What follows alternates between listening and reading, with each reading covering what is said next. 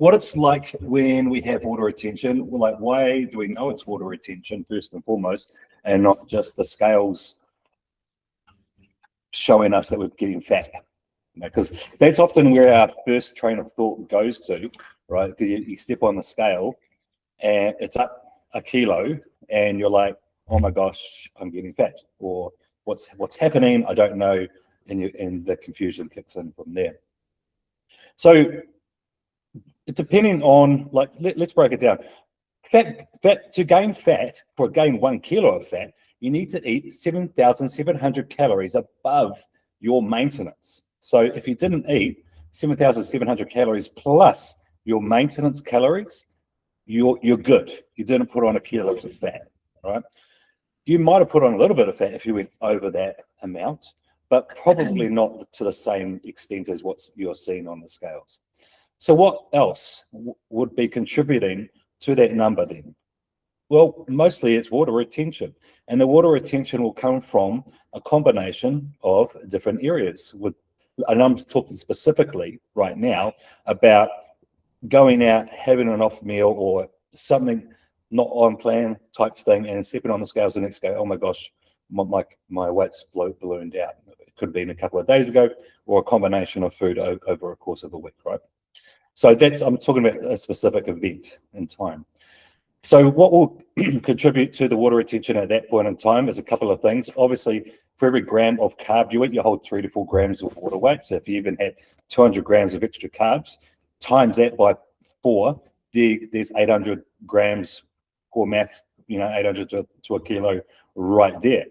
If you had something that's got a lot of sodium in it, which often processed food, takeaway food does, that's also going to increase your water retention, because sodium can make you hold more water weight as well. So you've got those two combination factors. On top of that, in particular with processed food, it's often quite inflammatory. So trans fats, saturated fats, inflammatory responses to the processed food. So again, you've got the fluid retention from inflammation from that poor quality food. So that's why you can step on the scale and literally be a couple of kilos heavier. And some of the binding agents and other artificial things will make you hold a little bit more fluid as well. So absolutely. Not eating the usual super clean food. Oh, but it's the same amount of calories. Like, why am I weighing heavier the next day? Just think about the packet of sugar-free lollies and things, like what happens with those ones as well. Yeah, I mean, the sugar alcohols sometimes. Like what happens to you, bodybuilding in particular, when you're in a hard deficit, Amber, and you have lots of sugar-free drinks? Talk about that. Yeah, easily put on a couple of kilos in a day and get super bloated, and it can take a couple of days for the fluid retention to go down. Like if I've been having like a significant amount of sugar-free drinks, like let's say 10 Sprite Zeros a day, or whatever I need to survive. Don't judge me. But yeah, towards the end of the prep, on occasion I've went that hard out, but definitely makes it real puffy, I reckon. 2 sugar-free drinks for every meal, 6 meals, 12 sugar-free drinks a day. Too many. It's like, oh my gosh, how did that happen? Yeah. So inflammation and water retention can happen from many, many different factors. It doesn't mean you put on body fat, okay, first and foremost.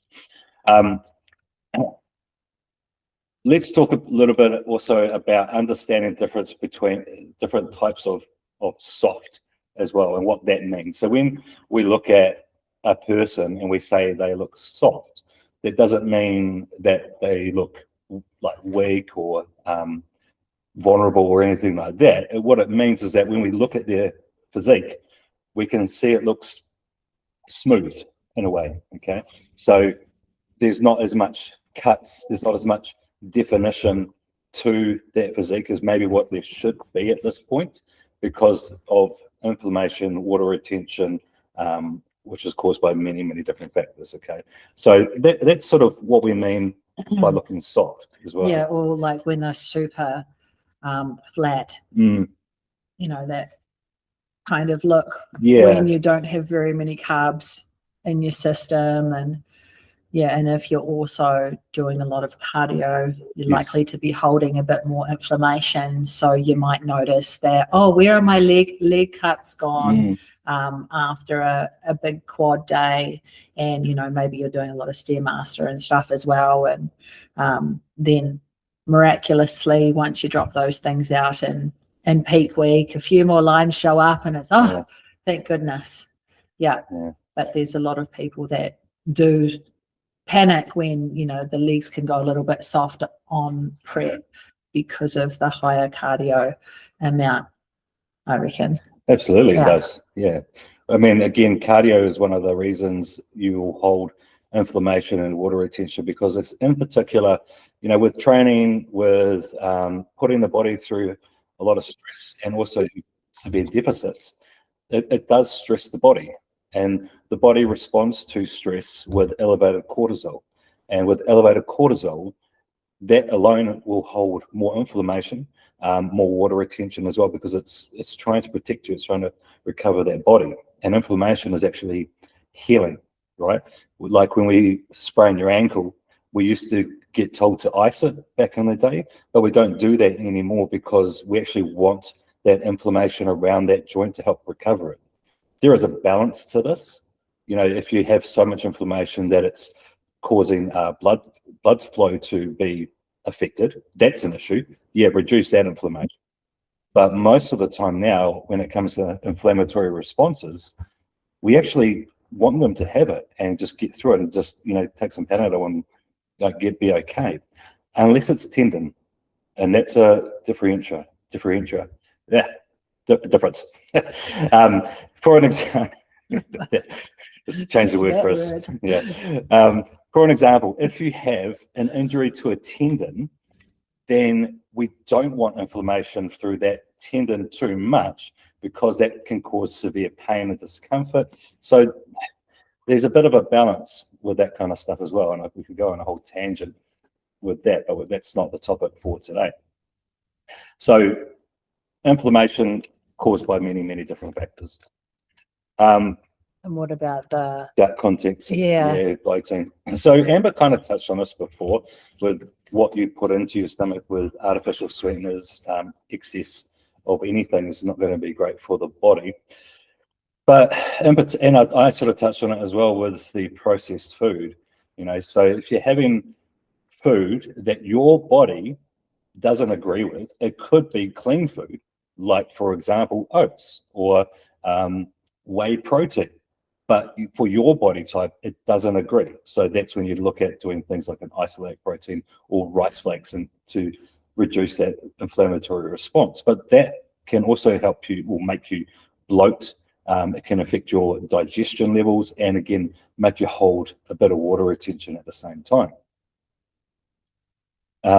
Artificial sweeteners. Now, artificial sweeteners have had a bad rap over the years, and in particular around many things. But one of them was around the gut microbiome, and there was a bit of a talk around, well, an assumption that artificial sweeteners would affect gut microbiome, which would then affect your digestion and ability to process foods.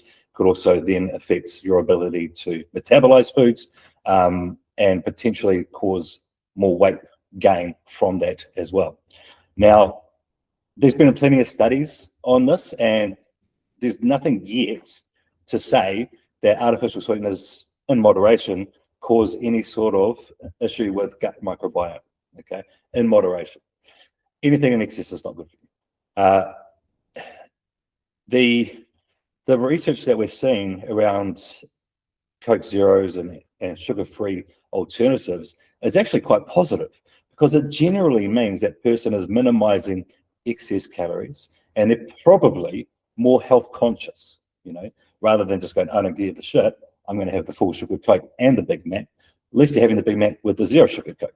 It's still a better outcome for you long term, especially when you accumulate these things week on week, month on month, year on year. So I would, with all this kind of stuff, we don't want to look at everything as a one way or this way or that way, or black and white. We want to try and keep an open mind and remember that everyone is different and everyone is nuanced and everyone has different goals and experiences and histories. So what works well for me won't work well for Amber, won't work well for you guys, and vice versa. Same with your water retention levels. That's why some people can have the same plan, same meals, same cardio, but not have as much inflammation as somebody else. You're a different person. You can't compare one person to the next person very easily like that. Yeah. So why does the body retain water? Many factors, as we touched on before. Some of the things that cause it, obviously stress, inflammation, injuries, high cardio outputs, the adaptation the body needs. So when you train in the gym, right? So when you go into the gym, you do like an elite day in particular, you will probably find that you hold a couple of kilos afterwards. I know for me, I'm probably about 1 or 2 kilos heavier after a big leg day. Did you find that? Yeah, around about that myself. And when I'm going through people's check-ins, it seems to often be when you have like that random spike, it's either one of two things. It's like just before the period's due, or that's a big one. You know, first day of the period, or they've had a big leg day, or maybe they've run 3 training days back to back and they need a rest. Yeah, maybe there's something else been that's tends abnormal. to be what I can see with people. That's a pretty standard overtraining, one. Overtraining, you know, under recovered. Yeah, but on top of that, if you have anything that's sort of abnormal to this factor as well, for an example, sickness, lots of stress, like all of these kind of things. It could be relationship stuff, it could be work stuff, anything that's outside the norm can potentially cause more water retention at particular points in your life. And I'll look at, like, so I'm working with quite a few people, and some of them, everyone has different experiences and different life and different things that are going on.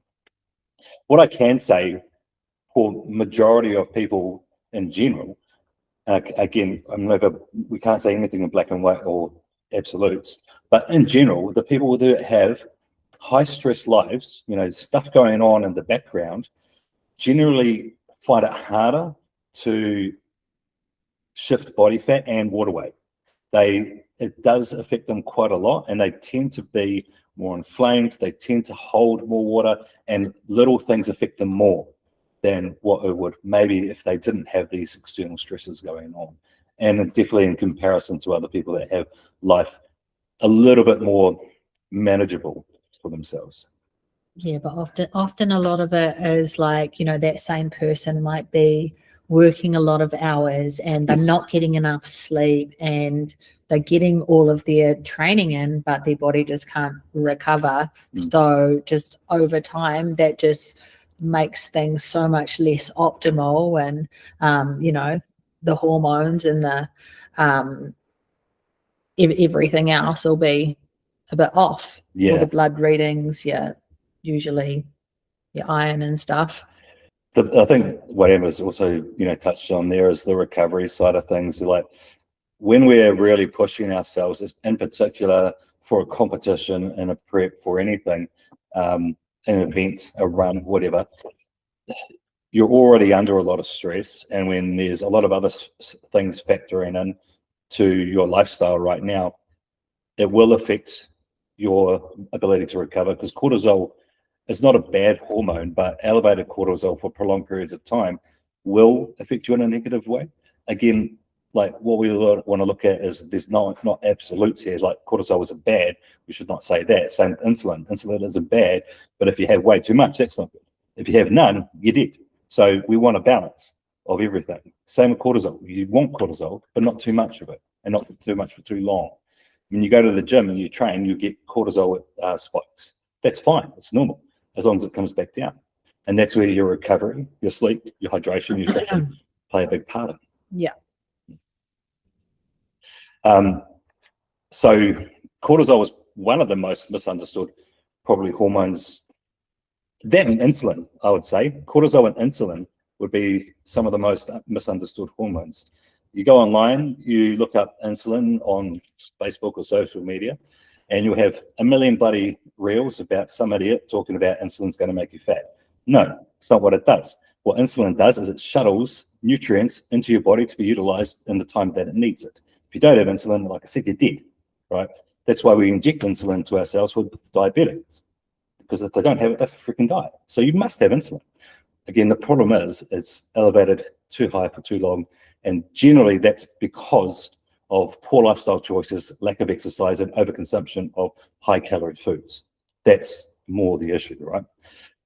Cortisol, much the same. Go online, look up that. Oodles of reels and posts around cortisol being damaging and dangerous, and you never want to have cortisol. It's like, everything can cause cortisol. Even really good things can cause cortisol increases. It's like saying you should never go and train and put your body under stress.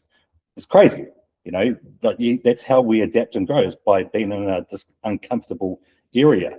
That's going to cause some hormonal changes in cortisol. Again, it comes down to understanding it better and managing it in a smarter way. So not running ourselves ragged to the ground. Unfortunately, in a prep, you kind of have to run yourselves ragged, and that's kind of what we're balancing and battling a little bit. But there's a difference to the people that can only get 5 hours sleep a night and, you know, maybe won't take an extra rest day, to the, you know, people who are kind of nailing all their sleep and stuff. I think that's a big difference. Sleep is massive for this, especially for the hormonal regulation, and recovery of the body. So with low sleep, like, I can't stress that enough. Like, it really can stuff your recovery and your ability for your body to regulate hugely. Sleep, you got to think of sleep as the body's shutdown period, where it does all the updates and adaptations that your body needs. Kind of like putting your computer through an update. You know, you come back to it and it works better. If you don't do the updates, it starts to fall to bits. Apps stop working, get slow. You got to allow that body to do the same thing, to rest and recover. And it's a really important part of that bigger picture thinking. So a lot of the time, what I think kind of get wrapped up in all or nothings. You know, if I need to get to the gym every single day, I need to make sure that I'm PBing all the time. I need to make sure that my cardio output is at high intensity, et cetera, et cetera. You know, we're always trying to nail everything on our task list, but sometimes we do have to learn to take a step back on occasion as well. And this is why we have a coach as well, right? So, hey, I'm really falling to bits. I can't keep up. I'm not recovering. It's like, you need an extra rest day. You know, just, I don't want you to train tomorrow, etc. You want to add to that? No, not really. Okay. Oh, there's a lot to say on the topic, but I've covered the main things, I think. Yeah. On top of this, I know what I was going to say. What? That's right, and it was kind of going to lead on to a whole other conversation. That so I wasn't going to say it. Just go. Yeah. But I was just thinking about, we often say to people, here you need to get in, like, you know, especially towards the end of prep, you're doing like a 45-minute cardio session in the morning. You can do a 30-minute in the afternoon. You also got to train you 5 days a week. We want you to do this many exercises, and you got to go to bloody work too, don't you? And you got to do your posing. And you got to do your posing, and you got to drive back to work. You know, to work and back, and got to look after your kids. Yeah, you got to do all that, and you got to hit like 8 hours sleep in the night. Like, how is that actually possible? Like, it's extremely sometimes hard. It's actually just not possible to hit all of those things. No. Yeah. So it's trying to work smarter too. I know I'd talked to a couple of people that had quite high cardio, really, really busy lives, and we just talked about ways for them to do, you know, the emails when they're on the bike, and multitasking, multitasking. Yeah, like Jane is killing the multitask right now. Yeah. Represent, girl. Yeah. So I love to hear Tajana as well, by the way. Yeah. That's cool. Yeah. But the multitasking is a big one. It is hard. Yeah. We do feel for you guys. We understand what it's like. Obviously, we go through it a lot ourselves. And like, yes, we want you guys to tick the boxes most of the time, and get the cardio in and do the training and all that kind of stuff, right? But at the same time, if you come to us and generally you're like, I am falling to bits right now, I can't recover, I am absolutely exhausted. Like, those are the moments we need to reassess the plan and the goals and what it is we need to do to get you to where we need to be. Because sometimes it's like, well, actually, we're counterproductive right now. This isn't helpful. We need to pull back. And it might be better off to be doing a 4 training sessions a week for that particular week, or maybe we do need to pull back on one of the leg sessions or things like that. Yeah, absolutely. Because that's usually the approach that I'd be looking at somebody in prep that's starting to really flag. Maybe they're looking like, a bit more puffy, holding a bit more weight, things aren't moving so much. Yeah. So chucking a bit of a cut. First check how much bloody sleep are they having. It's like, oh, sweet, they're nailing the sleep. Now what do we do? Yeah. Yeah, you probably get sick of us saying it, but sleep can't bang on enough about sleep, really, because it's just such a fundamental. Have your sleeps, have your naps. If you can have a nap, it's better than naps nothing. Should be had. Yeah, if you can't get the full amount of sleep in, naps are better than not. Yeah. But ideally, you wouldn't nap and then compromise your long-term sleep, your longer period of sleep. Yeah, it would be like getting the nap if they needed it. Like I've got a couple of people that might only get 6 hours sleep a night, but then has to do, because of the work and stuff, just a little kind of a cat nap before they go to the gym, things like that. Yeah. Is it ideal? Not really. Yeah. But then you try and catch up a bit on the weekend if you can. And Yeah, because with sleep, what we want mostly for your sleep is deep and REM state sleep. And we want it consistent for a period of time. You normally go in and out of these phases as you sleep. You go from a deep, then back to a REM, then to a light, and then back into your deep again. So you sort of cycle through them. To get enough of that sort of cycling sleep, you need to have the time for your body to do it. And the problem with naps, not all the time, but sometimes, is that you're not able to get into enough of your deep and REM state sleeps for the shorter periods of sleep. It's still better than only having 4 hours of sleep and no nap, and burning yourself out. Like, have the nap, right? But not if it compromises, like you have that nap and then you can't get to sleep for your nighttime because you're wide awake now. Like, that's not what I would do. Hope that makes sense. have naps, but also don't have naps, is what I heard. Yeah. No, we know what you mean. Okay. I think, if you're already getting a good sleep, you don't need a nap. Ideally, we'd be getting it all at once. Nice, deep sleep and not having to play catch up. Yes. Yeah. But sometimes circumstances don't allow for that. Cardio, training, etc. Yeah, work. Relationships. You gotta go to work. Shift workers. Kid woke you up at night, sick kids in the night. Like, kids are great for that. You guys know that stuff. Yeah. So work around your means, right? Mm.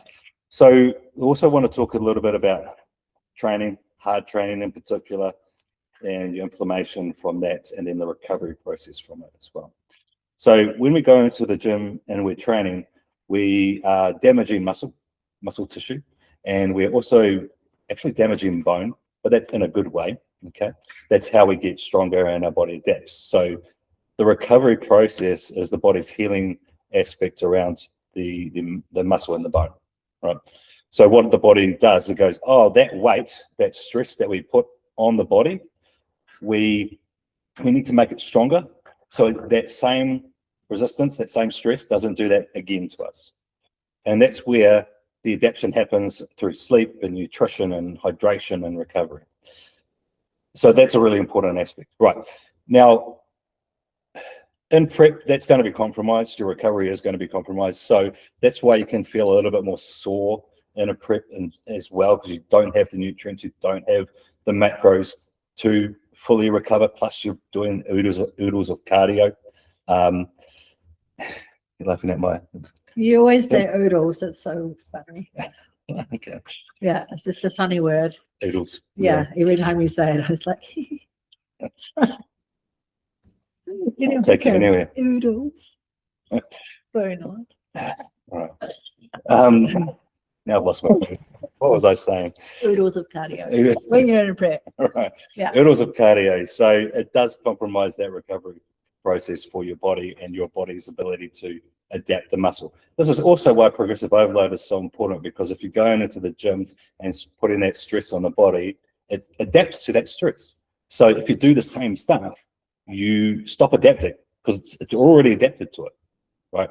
Hence progressive overload, to do that little bit more each time. In a prep in particular, or any sort of deficit diet, you are going to look smaller. You're going softer as well. Now, this is a combination of different things, mostly around glycogen levels. So glycogen is carbs, mostly. It can create glycogen from fat. It's just not very efficient at doing it, but which makes energy, which is called ATP. Now, the glycogen is also stored intramuscularly. So when we have more carbs, it makes our muscles bigger. Okay, so that's why we carb load into a bodybuilding prep. And so what else do carbs do? Well, they give us energy, glycogen, aka energy. Right. So it helps us fuel our training and fuel our performances. So might be some people in the group that don't know how that last little carb up goes. Oh, yeah. For the peak week, you could do just a brief explanation. So now, again, this is an absolute, and we're not going, every single person is going to have the same experience, okay? So, but I'll give you sort of a rough guideline on how it might look for you. Generally speaking, we would carb people into a bodybuilding show after being on a deficit for so long. So you're going to look depleted. I often tell people that they're probably going to look their worst on the Wednesday of peak week. Probably, you know? I looked so bad on the Wednesday, like leading into universe. I was just having a freaking meltdown. I was like, it's all my fault. Serious. I just look so much worse than like the last time and stuff. And then boom, it's perfect on the day. Got told the best look ever. Best look ever. I was like, fine, I'm sorry. I'm glad I listened in the end. Yes. Yeah. It's not often I get to say I'm right, but when I do, I will hold on to that with their life. Yeah, yeah. And we'll just share it with everyone so they can hear the experience and listen to, hopefully. Yeah. Yeah. I mean, so why did I look like shit on Wednesday? There's a number of factors, right? One, cortisol, stress. Sleep wasn't also your best at that moment. Actually, yeah, sleep was pretty shit. I think I was floating the 4 or 5 hours earlier on that week. You're also quite distended in your guts through stress, which stress and can water load and water loading as well. And then I started having more melatonin after that to try and get better sleeps. Yes. I did get a bit better sleep after that. And she was also carb, not depleted, but lower carb. I didn't actually deplete Amber for carbs. It had been a very long journey, the prep. Yeah. So it was at the end of it. But I think we were up to 20 something weeks at that point, 25, 26. It was 28 weeks until the first show. Oh yeah, okay, there you go. Yeah, so and then it was 7 weeks, and then it was 5, 6, 7. No, it was 7 weeks after that. It was long. It was a long period. It was almost like 40 weeks. It's a long time to be in. Right? It's almost a whole year. So obviously the body was quite stressed, right? So to help her come into the show, I didn't take all the carbs away because that would have stressed her body even more so. And we had the international travel to deal with, which is like a whole nother layer of the fluid retention topic, really. Yeah, well, that's true. Actually, we'll cover that. So the way I did it is that, as you said, she looked terrible on the Wednesday, bloated, puffy, soft. Again, that soft look. There wasn't much definition through the muscles. There was lots of water, inflammation, and retention as well. I was the worst person in the world at that point in time as well. No, not quite. But yeah, she wasn't impressed with me at all. But what I said is like, hey, just follow the process. It's going to be okay. Water retention is water retention. We can make that go like that. Okay. And what we did is we just manipulated the fluid. We put in more carbs, and the carbs absorbed a lot of the water and filled her muscles back out then with sodium at the same time. So you had a lot more fiber in my plan Yes. than what I'd had in the past. Yep. And you'd kept it in up until the Wednesday. Yes. Because sometimes in the past that I haven't been able to go to the toilet, so I've had to take like herbal pills to go. LBS pills. LBS pills. Yeah. So we were trying to avoid I didn't that want that. issue. Yeah. I don't. Yeah, and it like, was everything was fine with that. Yeah. But you do hold more fluid when you've got that much more fiber on your system. Yes. So at that time, it did make the look a bit more dramatic.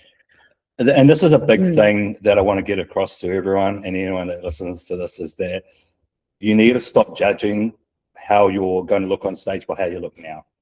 As we just heard from Amber, on the Wednesday, she looked her worst she's ever looked before a comp. But then on the Saturday, she looked the best she'd ever looked in a comp. So how did we change so much in 3 days? Right? The body, when it's ready, will adapt and change rapidly. And especially when we know the balances that that person needs. So by reducing water slowly, not eliminating it, but reducing it, filling her with carbs to absorb more water and fill her muscles up. No more leg days. No more leg days. And my training went like quite sort of low impact for the Very rest of low the impact. week. We dropped To also cardio. manage with the travel because that was going to be an additional stress. So I took an extra rest day during peak week as well. And we had no cardio. Oh, bugger all. Overall, I don't even think we had half an Yeah. hour. It was very In those low. last couple of days, Yeah. it was just kind of whatever you needed to get from A to B. Yeah, it was like Whereas just focus on recovery. The mainly. previous international show we had done, it was very high cardio right up until 2 days before the show, plus the low sleep and the stress. And it was huge impact. On the day I was bloated. Yeah. On that day I was very stressed. I was so stressed I couldn't eat my food as well. That was under a different Anxiety. coach, by the way, not me. So, Yeah. That was like ages ago. Yeah. That wasn't Chris. Yes. Yeah. But anyway, I'm just giving like a comparison to like presented quite differently at each of those and was. But you would have said you probably looked better that peak week leading into the previous international. I did. I was shredded really early in the peak week and I stayed shredded for most of the week. And then I just got more and more dry and shredded. And then that was just also pushing the body too far. Yeah. I was too dry. I was too shredded. It was too aggressive. Yes. And that my results, the judges' feedback was that your quads are too shredded, da. Yeah, it's too much. There's a balance to all of this stuff. So doing more isn't always better. Being leaner isn't always better for some categories, such as, especially like your bikini category, you can't come in the same conditioning as what you're coming in for Figure or the bodybuilders. So it requires a different approach, topic, isn't it? It is. Yeah. So different categories will definitely require different approaches. Yeah. So if I was just throwing an extra thing out there, prepping someone for more of the model categories, that person holding a little bit more, a little bit of fluid retention and inflammation during peak week isn't going to actually matter bugger all. If they're already in condition. If you're in condition. If you're in condition. But if you're not in condition and you're having to deal with that, that's not ideal. Yeah.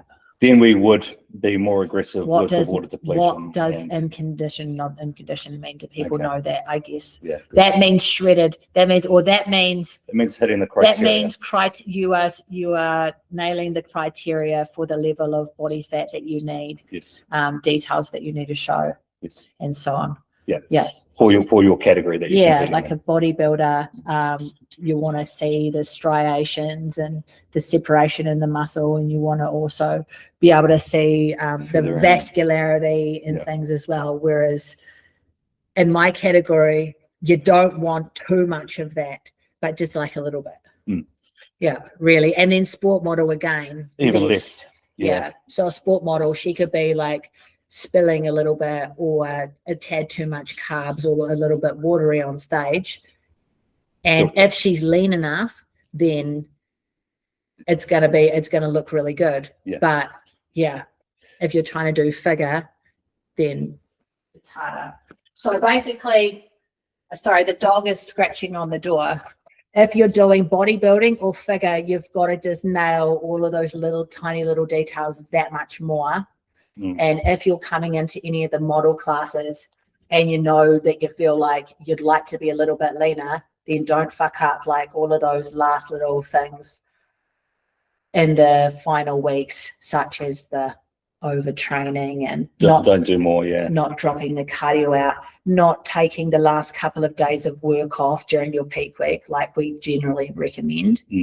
Making sure you manage your stress on the week of the show is very important.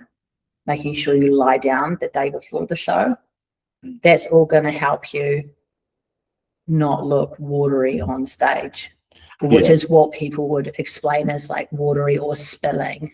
So what does that mean? Watery, spilling, conditioning, cuts, striations, all that kind of terminology? Well, the striations is when you have a muscle and you have lines through your muscle. So for an example, for your pec is split into 3 main sectors, upper, middle, and lower. When you have striations through the upper pec primarily, but also through the mid and lower, you'll see lines going across like this. This is the way the grain of your pec runs this way. And you'll see like little lines going like that across the pec or through the delts or through the quads, where your quad comes up like this through your leg and you have little lines going across it, which is called feathering, like a feather. You know, you see a feather and it's got little things coming out the side of it.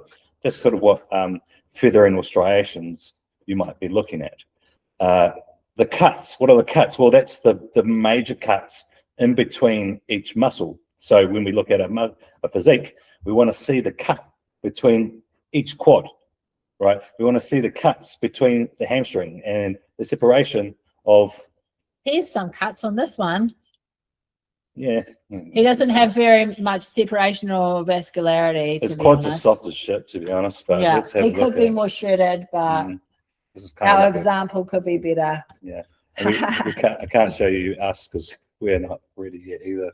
But if I look at cuts, you can probably see the cuts through the abdominals, the cuts through the pec, the cuts through the delts. So we can visibly see where each muscle starts and finishes. Okay, that's kind of what the cut we're looking for. And then within that muscle, we'd see the feathering and the striations. So if you're doing bikini class and you've got feathered muscles, massive veins up your neck and all the rest of it, then striated glutes and stuff. We don't want that in bikini. We want softer look. It's a model look. It's meant to be a more obtainable look. And then IFBB bikini has turned into like a total monster bikini. Yeah. Like so shredded now. It's a lot different. That's why they've also brought in the fitness model category into IFBB as well. But yeah, it's meant to be a more obtainable look for women to be able to achieve. And it is a softer look. The bikini is a softer look, and in particular in New Zealand, they're not on stage at Olympia level. That's another ball game. So you're not going to have the same level of competition in New Zealand as what you will go into America. Go to America, everyone looks like a freaking IFBB Olympian over there. There's in the Olympia stage, I've never been there, but from what I've talked to, everyone at the Olympia shows looks like Olympians because that's what they are. But not everyone walking the streets. Not everyone walking the streets, no. But yeah, at the Olympian competition, there's like 300 people watching that would destroy every single person in New Zealand. How many more people is there in America than New Zealand as well? Millions. Something. I don't even know what it is. Just ridiculous amounts anyway. So we're not in America, because I don't have to worry quite to that level. But if you want to go and compete in Olympia, you do. All right. So we've talked about sleep and recovery. We've talked about... We've taken too long. We're going to run out of questioning time. Oh, yeah, it's gone quick. What are our more important things we wanted to cover? What about here? things like perimenopause and menopause? And that'll be a good one. And it can sort of cover the female competitors. Yeah, we've actually covered quite a lot already. Through some of the random things. Yeah. Okay. Well, let's talk about hormones, especially around peri and menopause. and the water retention around What's that. peri, Chris? Well, is pre-menopause, I guess, an easy way of saying it. Some guys might not know. True. Yeah. True. So what happens to the bodies at that moment in time? Well, they're starting to change, and they're starting to transition from being able to conceive to not. And all of those things that change within the body. The hormones change. The other things that can change is actually your digestion, but also what changes is your ability to recover. Potentially your strength, your sleep can go up to crack for hormones, especially with estrogen irregularities. Oh my gosh, the vocabulary lessons, I think. And progesterone changes as well. And then on top of that, again, we'll touch on the same bloody little hormone that comes up all the time, cortisol. So when you're having all of these hormonal changes, they do put a lot of stress on the body.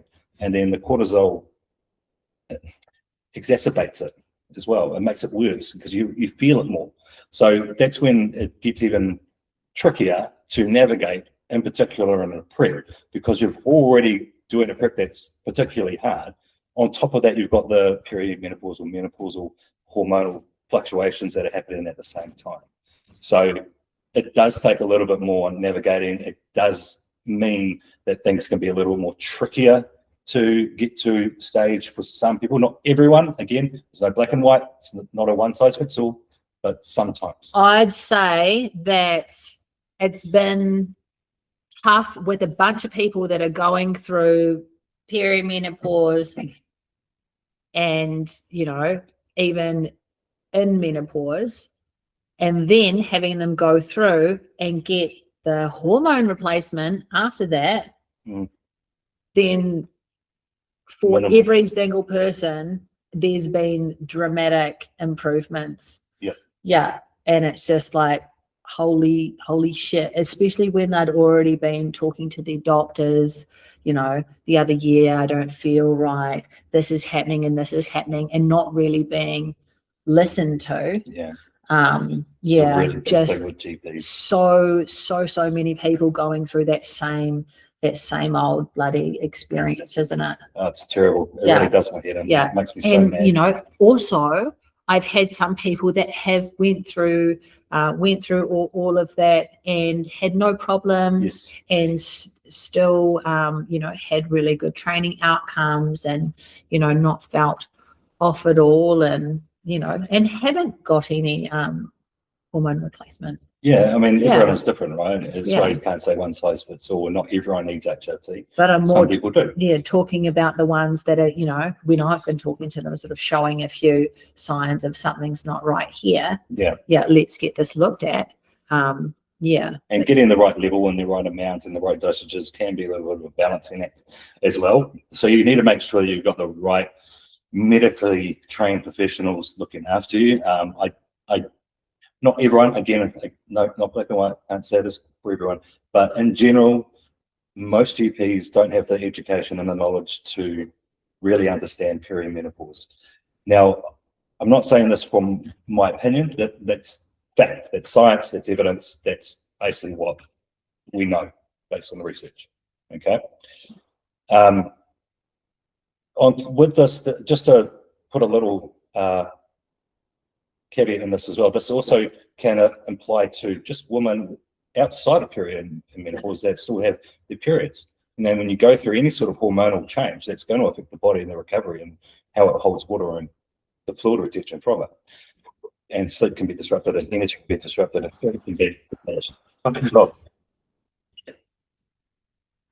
said it shouldn't be in here. It's got too much to say. She can hear a car next door. I think she's looking after us. Yeah, she's our killer. Oh, killer. She's all of this big. I'll take your little toe off. No sweat. Yeah, I think someone's walking past the gate or something. Yeah. There was a car out there. To defend our property. Yeah. All right.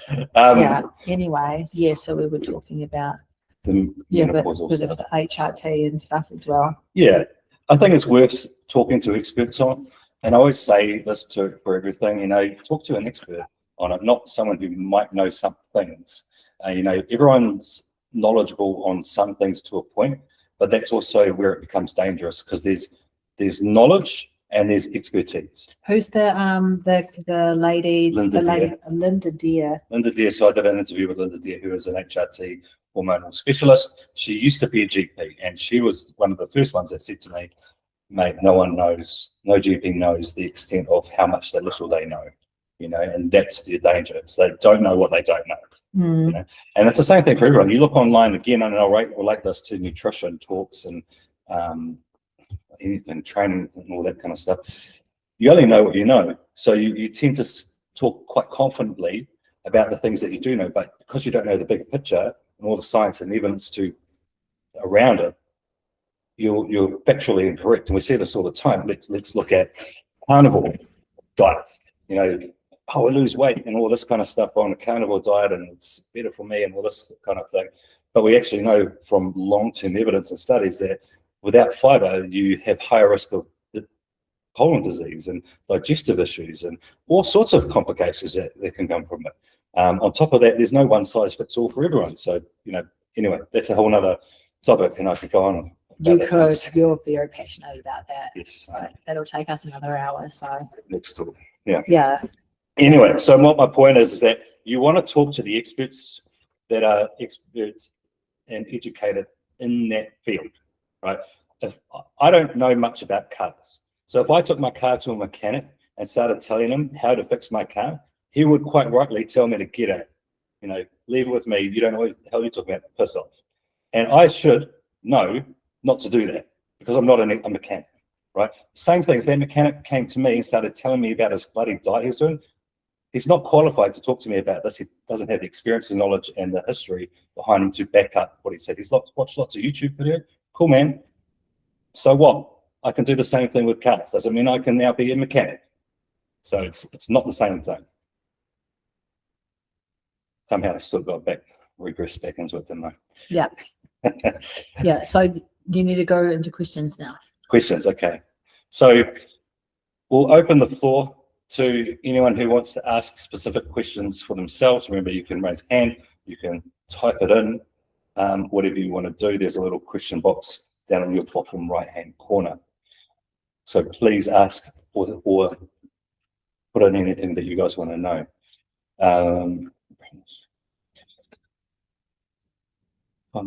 I think, have we covered most things? Yeah, I think the biggest thing really is to say, stop looking at water retention like it's progress or lack thereof. It's just water retention. I know something else. Stop looking at what you look like every day and comparing it to 2 days before and getting worried that, you know, you're getting softer or you can't see as much as the other day, because just like the number on the scales goes like, you know, that during the week, so does the fluid fluctuations in your body or the inflammation levels as well. So your look is going to be changing from day to day. So please try not to get too discouraged by on the occasion you go to the gym and you look in the mirror and you're like, the fuck, I look like shit. Like yesterday I look like way more jacked. Like, oh, where's my muscles gone? I'm so flat. Like all of that stuff, or water to my legs, I got no cuts there, or look at that jiggly bit, etc. Because it does change during the week, but also like how you're feeling changes as well. Like as Chris, was going to say, if you're a little bit more tired or you've trained too many days in a row and stuff, that you're going to be more. What I was going to say is that really your emotions control you, which is not a good idea. Yeah, but you don't really have emotions, so it's easy enough for you to say. Yeah. All the women on this group, you tell us, don't let your emotions control you. Like they just do. Yeah, we just can't control them, Chris. We don't know what it's like. Don't take them as gospel. As I guess the big thing is, like, just because you think that doesn't make it true. Don't buy into it when there's that little bit. What about the amount of absolutely. Yeah. What about the amount of salts? Good question. Otherwise, my blood pressure drops to dizzy levels. Do you control the salt throughout the training or going into competitions? That's a good one. So that's a good question, because it's been conflicting in the past, in particular with old school methods of bodybuilding, where they would often reduce sodium intake to make you lose more water and drop all the fluid retention out of your body. But salt is held mostly intramuscularly, right? So we actually want salt. It's actually held intramuscularly. So we must have salt. You need to be having salt for pretty much every meal. We generally recommend to have about a quarter teaspoon, in particular in a peak week leading into the show, but we should always be salting our food and just use iodized salt. Because another thing is that salt's got a bad rap for heart disease and hardening arteries, and Himalayan salt's better and sea salt's better and all this kind of bullshit. The amount of minerals in Himalayan pink salt is so trace that it does F all for you. Okay, the amount of mineral salt you would need to get any sort of benefit from it, you'd probably die from the sodium intake. Okay, iodized sea salt, have that. Why iodized? You need iodine in your body. If you don't have iodine, we have major issues with iodine deficiencies. Now, back in the day, 70 years ago, we used to have kids and women in particular, especially when pregnant, were having major iodine deficiencies, and that affected their growth, their mental cognitive function, their neurological development. Like, so many things were impacted in a really poor way, negative way, from lack of iodine. So really, really important to have iodized salt in your diet. No, we don't take salt out. Definitely not. In powerlifting, we'll actually sodium load into a show. And the reason we do that is because salt helps us bind and draw water into our muscle, which is going to fill your muscle up. And if we can have more full muscles, we can store more good glycogen, more energy. So you're going to be stronger and lift more weight in your powerlifting. And in bodybuilding, we still have salt, and we will, like on the day and night before, we're definitely putting on a substantial amount of salt onto pretty much everything, and to make sure we're getting that fullness and the muscle pump. If you go to the gym with no salt, you could be doing all the bicep curls in the world, nothing will happen. You won't get a pump. You'll get burned. Your muscles will burn with lack of energy, but they'll be soft as shit. Nothing will happen. So you've got to have salt. It's really, really important. It's important as well to have the salt from day to day, and not just in your peak week. Yeah. If you go from having no salt day to day and then you're having a quarter teaspoon in every meal on peak week, then that's actually will probably make you look puffy. Yes. Yeah. And you will likely have a water retention issue. So it's making sure that whatever you've been having leading into the competition, it's consistent. It's, more or less consistent. Maybe it comes down a touch depending on the person. But yeah, not by a huge amount. Certainly Chris and I had a pretty crazy experience going into our very first show. So we thought that it was hard to do a peak week. Or we thought that that's what we would like, what everyone went through. But that was like the hardest peak week that we've ever had in our very first show. Yeah, because of the way that it was done. And we were severely dehydrated. Our coach didn't no salt. We had, pretty bad back pain. I was taking Panadols. Didn't poop for like 3 days or something. Looked pretty flat too. Yeah, massive back pain, like kidney failure, basically back pain levels. It was not good. But the good news is everything after that's been a lot easier. And then when other people say that some things are hard, sometimes we're like, you don't know hard. You don't know what we went through at our first show. You suck it up. Yeah. It's a bit like that. 60 minutes of cardio is hard. It's like, fuck, man, I wish I could do 60 minutes. I know. When it's like, I've got so much cardio, I've got 45 or 60 minutes. It's like, what? What? For 2.5 hours a day, mate, then you can complain. Yeah. So sodium, good question. Really important. Don't want to drop it out. Really important to keep it consistent, and just normal iodized salt as well. Very, very important to have iodine. In New Zealand, we are deficient in iodine in particular. This is often found in the ground where we grow vegetables and crops. In more established countries, they tend to have a bit more iodine in the soil. So we don't. So we need to make sure that we've got adequate iodine going, and that's why they put iodine in salt. Leading on from this, and why they infused salt with iodine, and they did this with bread, with a folate, I think it was.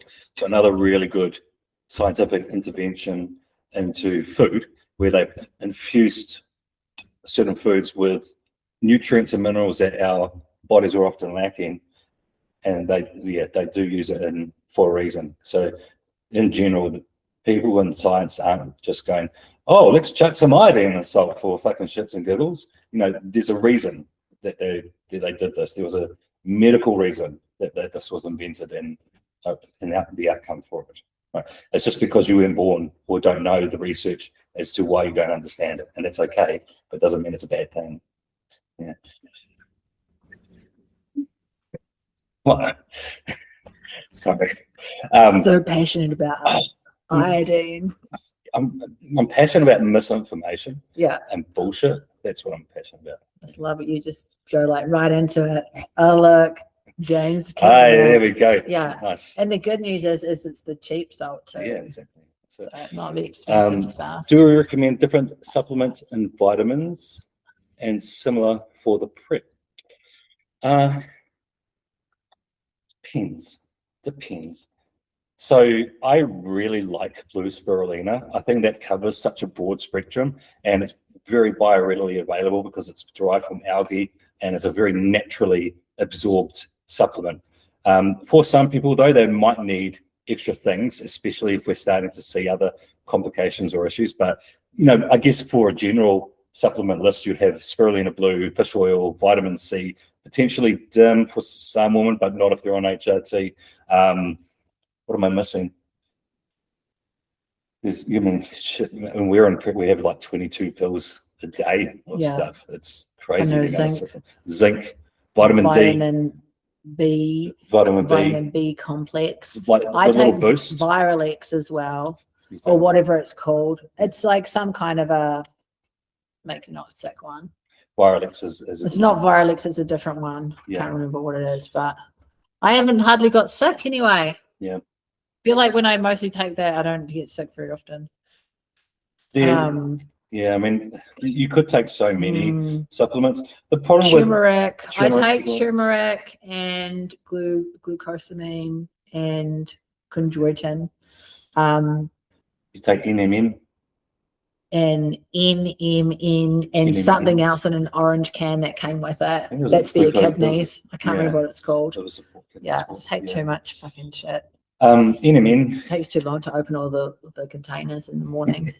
Yeah, it's like benches of containers at the moment. But I wouldn't be bothering taking all of these million different things if I wasn't like 12 weeks out and, you know, feeling more flat. So it's like the further that I get into prep, the more important that it is to take your pills and have your 10 or 15 spirulinas a day. Like if I'm having like all of the if I'm on 2,500 calories or something and bugger all cardio, then I'm getting enough food in that I don't need to have that many additional subs added in. Yeah, absolutely.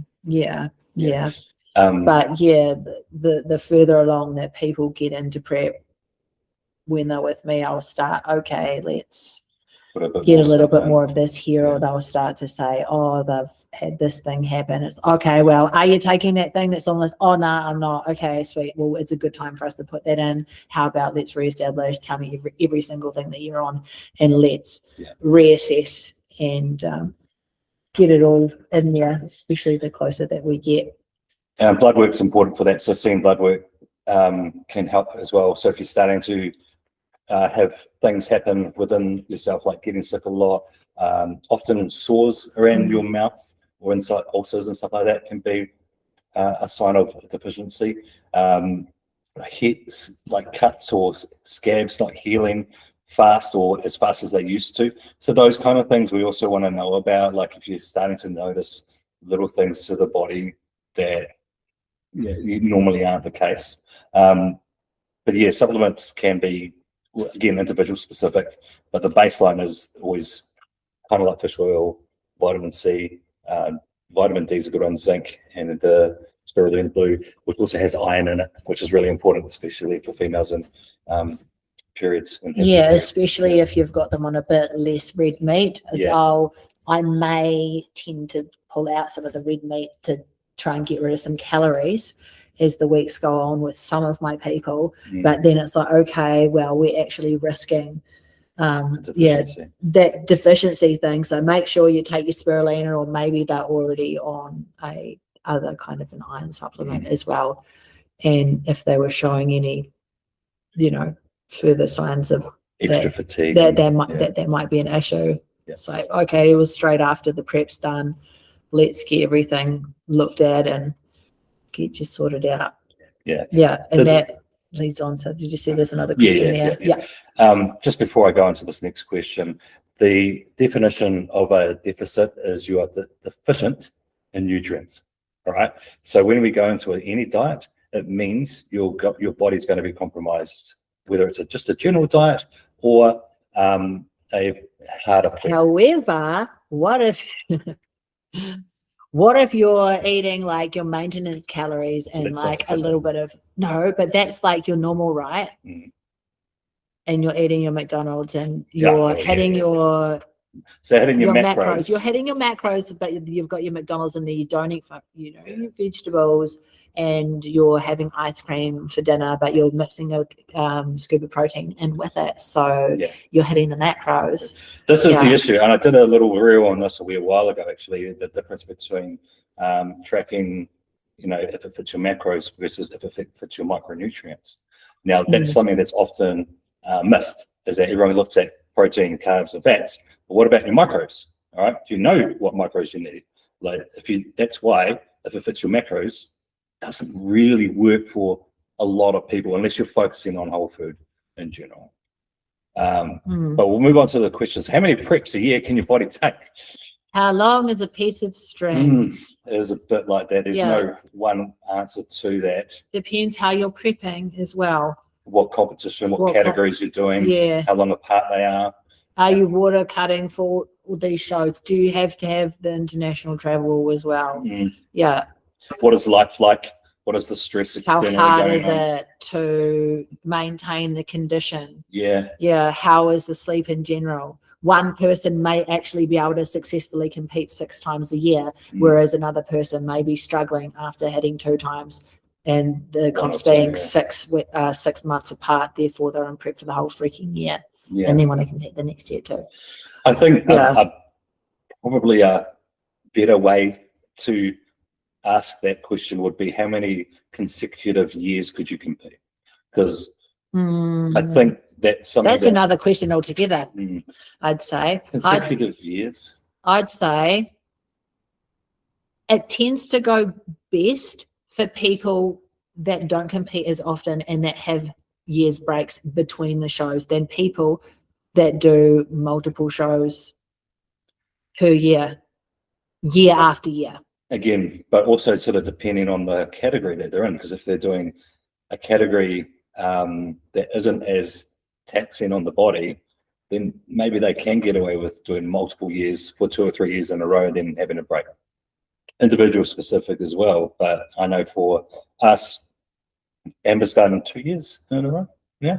It's be second year or third. But it hasn't been very much of a good idea. I wished that I'd waited till next year. So I'm having a break because I find 2 years is enough for me. It's also different for me because I don't need to put on any muscle for my category. I pretty much just have to come in exactly like I come in last year, and that's not even as hard. If people are trying to grow into shows, that is completely different than me trying to basically, what do I probably gain, like 200 grams of muscle a year or something? It's not that much.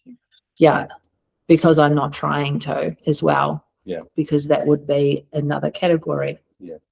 So it really does, it's hard to answer in absolutes, guys. Sorry. Somebody can compete 10 or 20 times a year, but it doesn't mean that they're going to be showing their best package at all of those shows either, or they may not be able to improve over the year. You definitely need to have breaks on occasion with some people. Again, depending on the person, the categories, classes that they're doing. Some people can, like, you can stack them in a few sort of shows back to back over a few months and have them improving over that time. And some other people, it makes it a lot harder, and a lot of it can be to do with trying to you come out of the first show and you've already planning to do the second, but mentally trying to get your head back into the diet side of things is just too hard, and then causing a lot of stress for the subsequent shows. Yeah. Often it's actually a mental thing. Well, no, it's not actually, yes, but a big part of it is. Often it is. Yeah, running the in-between shows, and people can lose their head a little bit when they see their body change very quickly coming out of one show. They've got another one and they've had a big rebound and they really feel like sugar. They've had a taste for it on the Sunday and now they've got to get straight back into prep on a Monday because Nationals is in 2 weeks, or, those kinds of situations. Yeah, which can make it very, very difficult to keep resetting. Each show you do, you're almost having to reset each time, so that makes it hard to do multiple. John, you asked a question and now I cannot pronounce the name of this. Phosphatidylicerine. No, haven't used it, but what I do know about it is that it's not well documented and researched. So what is this? This is Is it a peptide? It's more like a supplement you can take that is really good for helping reduce cortisol levels, supposedly. However, what I would say is nothing ever diminishes the fundamentals: sleep, recovery, nutrition profile, managing stress levels. You want that's your foundational stuff. So with any supplement, it's by definition supplementary to your foundations. Okay. Same thing with this kind of thing. Could it help? Potentially. I haven't tried it myself. I don't know a hell of a lot about it, to be honest. But what I do know is that the research on it is limited. There is some evidence to support it working, and there's evidence to say we don't really know. So hard to give you much information on that because I just don't know a hell of a lot about it. Sorry. Yeah. If there was a pill out there that could completely blunt cortisol and minimize it, that would be freaking fantastic. And I think we'd see a lot of money spent, a lot of money thrown at it. I think people would just accidentally just push themselves past what's natural for all the other stresses, though. It wouldn't be good. Because it's there for a reason as well. There is, that's a good point. A lot of it is it's telling you something. Yeah, say, hey mate, your body, like, we're not robots. If we're burning ourselves out, even if we do take supplements that are minimizing cortisol and letting you recover a little bit faster, you still have tendons, joints, and connective tissue. You still have other things that aren't impacted by cortisol that need the recovery as well. So the cortisol is there for a reason, as Amber said. And again, I think a lot of people get this confused when they go into the gym and train. They focus on increasing weight for their progressive overload. And we've talked about this before with progressive overload, that if you only focus on weight, your muscles might adapt in time to a point, but eventually they will stop adapting. They'll plateau out because you can only lift so much weight. But your tendons and your joints and your connective tissue won't. And at some point, your body's going to go, we're done. We cannot take more stress through the connective tissue anymore. And that's where you'll get things like bursitis, tendinitis, tears, etc., built up over time. And then that can be a real pain. So the cortisol is meant to be there to make you go, man, I'm exhausted, I need a break, and allow that adaptation and recovery as well. So, but again, I guess in a prep, you kind of got to push through sometimes. So, potentially in a prep that might be beneficial, but again, I don't know a hell of a lot about it. So I might look into it though. Now that I do that, Yeah. I could do with some less stress. Yeah. Slip it in your drinks, that'll be sure. Oh, no, I'm good. I know how to relax. Okay. Yeah. Still there. Still at just the right time as well. I didn't see my eyes roll. So we'll firstly, thank you everyone for coming in and contributing and participating. If you guys do have questions, please let us know afterwards as well, or anything we weren't clear on, please ask. To summarize, I guess, again, what we would say is there's no one size fits all. Everyone is different, in particular with a prep. There's so many factors to consider. So don't get bogged down by the person next to you, or what your mate's doing, or even what you did last prep. It's not the same. Okay. Everyone needs a different approach, and unfortunately that continues to evolve as we go. I wish there was a plan we could just say, bang, here you go, see you later. It just doesn't work that way. Every single prep Emma's done, it's been different. Every single prep I've done, it's been different. And same for you guys, it won't be the same because your body adapts to things. It's a survival mechanism. So get in your topics into the group, into the Facebook group or the school group, put in some topics that you want us to cover, and we would love to do more of these kind of sessions with everyone around stuff you guys really want to know, rather than just me babbling on about shit.